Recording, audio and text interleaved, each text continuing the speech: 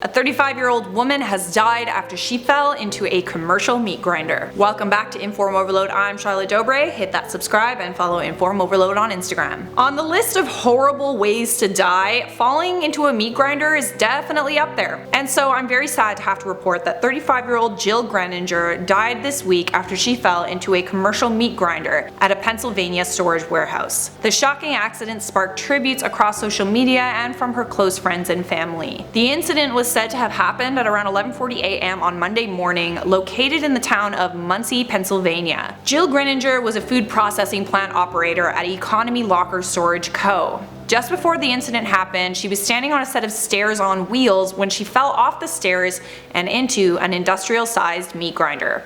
Officials said that no one witnessed the accident, and it's not certain at this time if Jill was reaching into the meat grinder, which is about 6 feet off the ground. She could have either fallen or was pulled in by the meat grinder. Another worker at the warehouse heard a noise as the accident happened and rushed over. He was shocked to find Jill's body inside the grinder.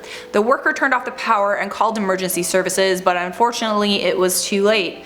Jill Greninger was dead by the time they showed up. It was a terrible scene. As reported by the Sun Gazette, firefighters worked for nearly 2 hours to disassemble the meat grinder in order to retrieve Jill's body. Okay, this is awful. That's all I'm going to say about that because this is really horrible, and instead I'm going to focus on who Jill was as a person. Jill is described by her friends as an amazing person who touched so many lives. Her friend Erin Schreffler wrote on Facebook, "You will be forever missed by so many people." The town that this took place in Muncie, Pennsylvania, is a very small town of only about 2,400 people.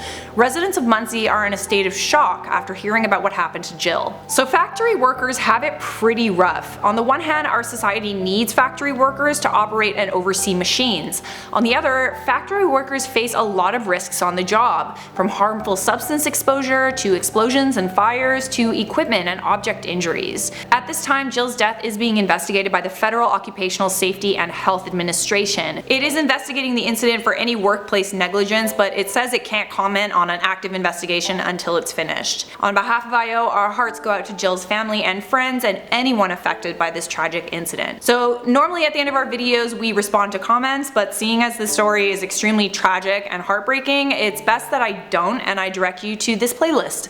That is it for me, and thanks for watching InformOverload.